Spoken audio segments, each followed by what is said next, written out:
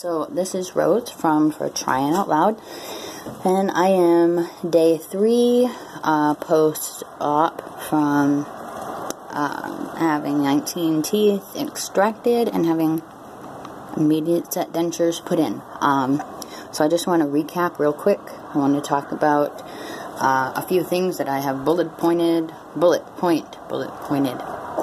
It's hard talking with this big boring thing in my mouth, right? So I guess that's first thing I will say. S's, D's, and F.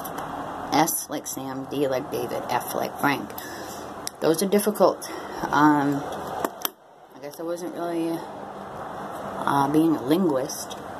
Someone who talks a lot and is really good at talking with it, and really good at interpersonal communications. Having my whole, literally my mouthpiece, disrupted like this is difficult. My friends and family have joked that, you know, this will be a good chance for me to give that a rest, but I'm not feeling it. So, I am 3 days, like I said, post-op.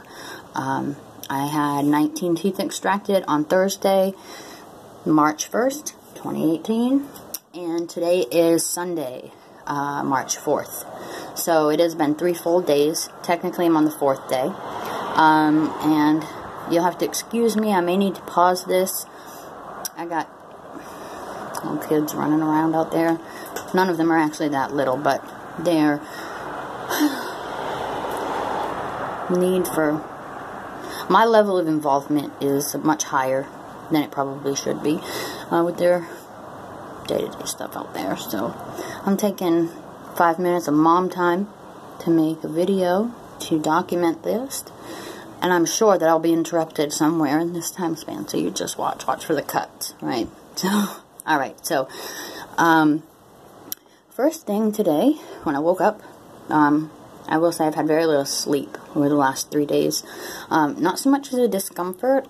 I think it's just there's so much new stuff going on in here. Like, actually laying down and getting comfortable has been a little bit of a challenge.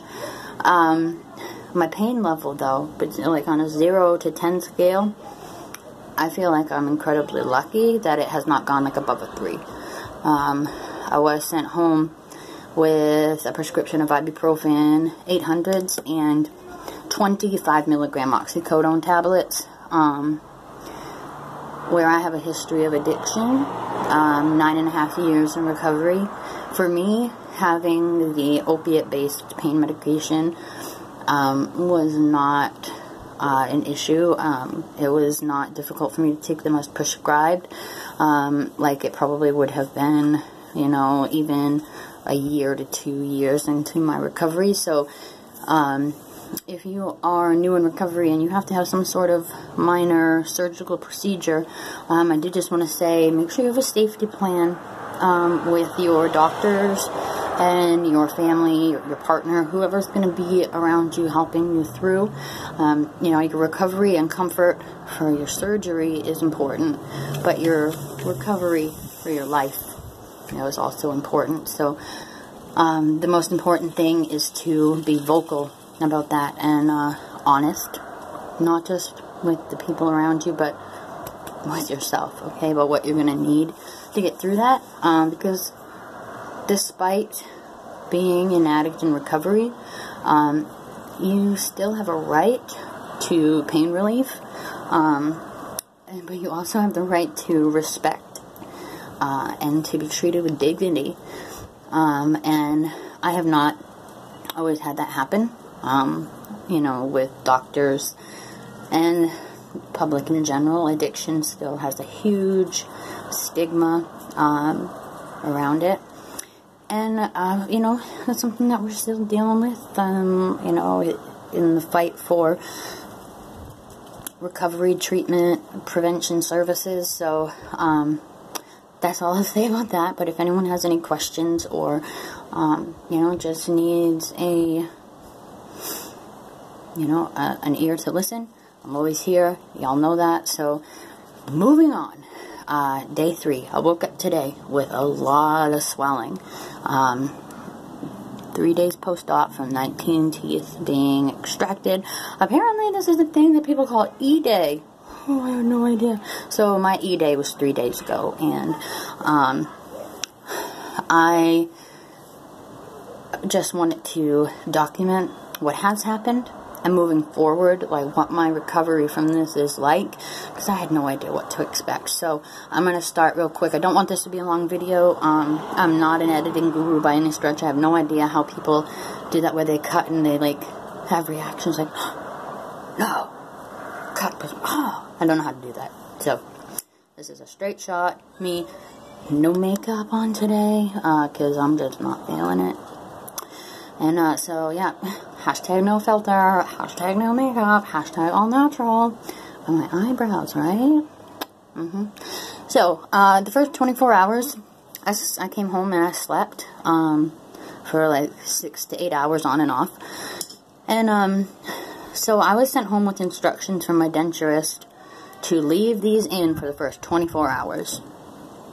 After 24, put a towel down in your sink, stand on a bath mat of some kind. As you take them out, rinse them, scrub them down if there's any food on them. Quickly rinse your mouth with cold water, and then put them right back in, because you don't want to give your gums a chance to swell.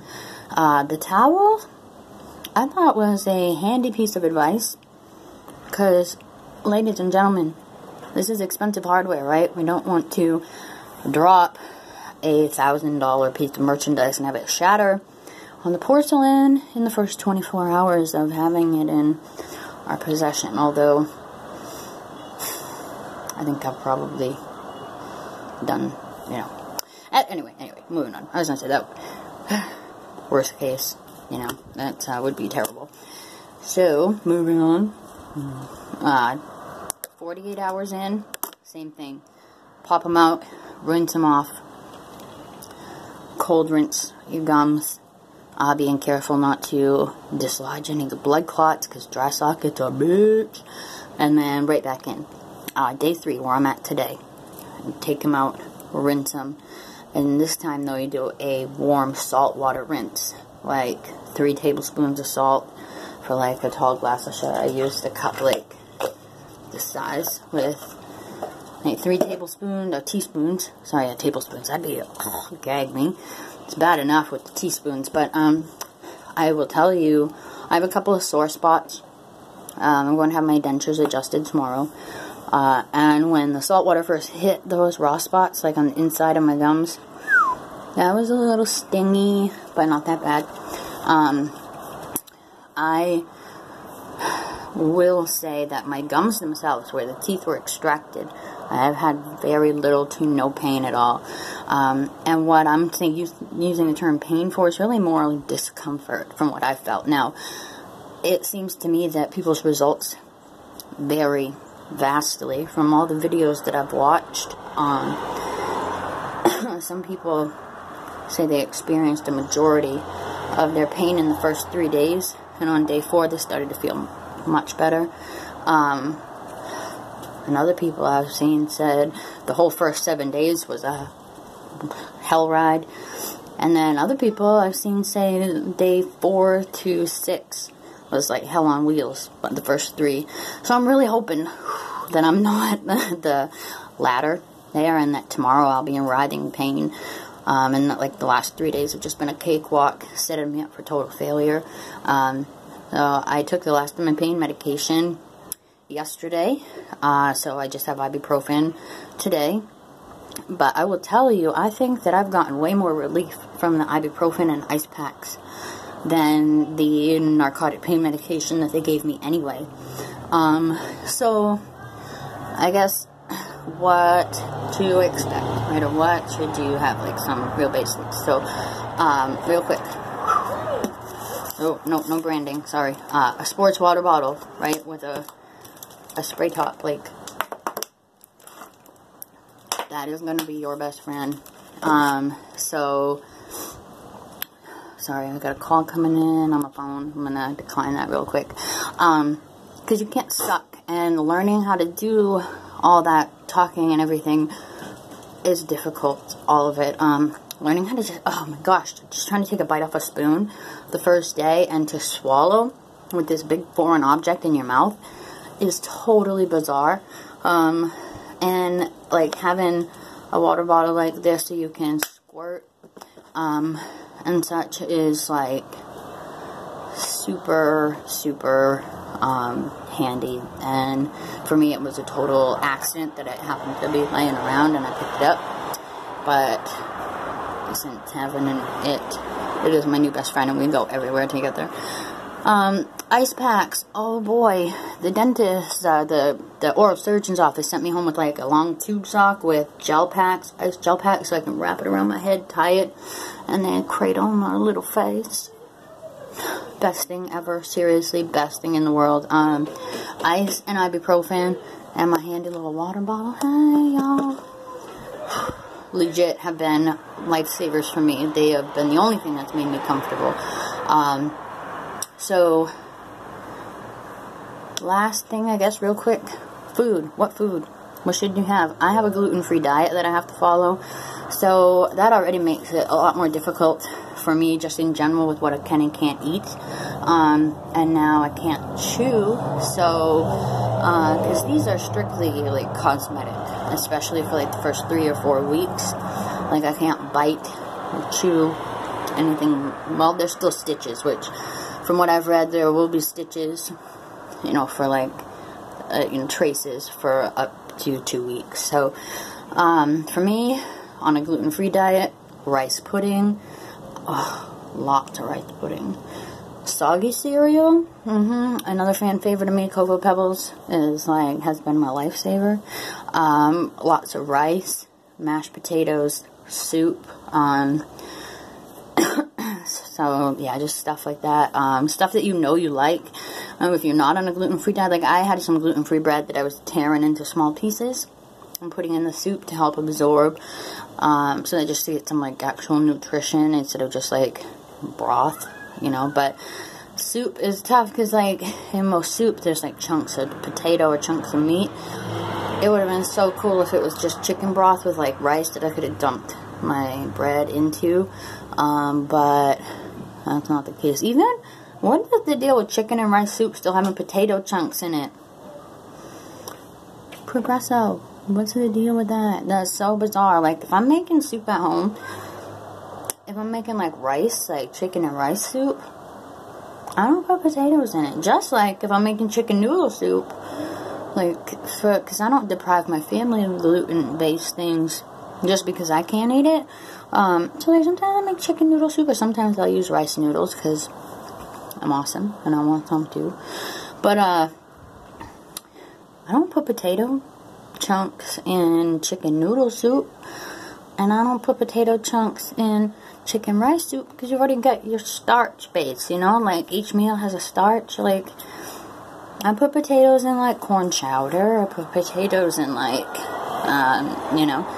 like fish chowder, and I put potatoes in like beef stew. But hold on, sorry about that. I had a interruption. I told you I couldn't take 5 mommy minutes alone in the bathroom without having somebody up in here being like, Mom! TV was on the wrong channel. Couldn't get their station to come in. Okay, so anyway, so I think actually that I've covered pretty much everything that I wanted to. So real quick recap. We're on day 3. We got some visible face swelling. Not a whole lot of pain except for like the injection sites where they hit me with the local anesthetic. I can feel, not so much today, but the first 24 and 48, I could tell where they had poked me with needles in my mouth. I've got a couple spots that I'm going to get my dentures adjusted tomorrow that are rubbing, and I can feel around like that line of my gum in the front here where I had that thing. They put that thing in your mouth that keeps your lips away from your gums while they're working on you. I can feel where that was rubbing against, you know, like the lining of my mouth. So that's been a little sore. So like when rinsing, especially like doing that number, like that was sore. It's a little bit better today. So some tips and tricks. I'm headed back to Walmart in a bit here to get some more rice pudding. And someone on another YouTuber's comment thread had said for swelling to eat 5,000 milligrams of fish oil and vitamin E caplets as well. And like literally they swore by they could visibly watch the swelling reduce. So I'm going to try that. Another helpful tip, if you're going to try that, they said freeze the fish capsules, the fish oil capsules, because I guess it can give you like a yucky, like sulfur burp issue if you eat them. But if you eat them frozen, they digest before they unthaw. So I think that was good advice. I'm going to try it. I don't know. Another YouTuber also talked about a swish rinse for the sore spots in my mouth. So I'm going to try to pick up some of that. And then I need some more gluten-free bread for me. And yeah, I can't use anything like Polygrip or anything. No glue yet until stitches are completely gone. Once that happens, though, the stuff with the food seal, I think, is going to be uber importante. And so yeah. One last thing, aside from the ice packs and ibuprofen in your handy water bottle, a paper towel or even a little towel to carry around with you, or just have by your side, it's going to be super helpful because drool is now your new best friend. It's with you all the time, and it will pop out and make itself very unwelcome at the party. And that drool, I mean, this day 3 I just swallowed and I can still taste blood.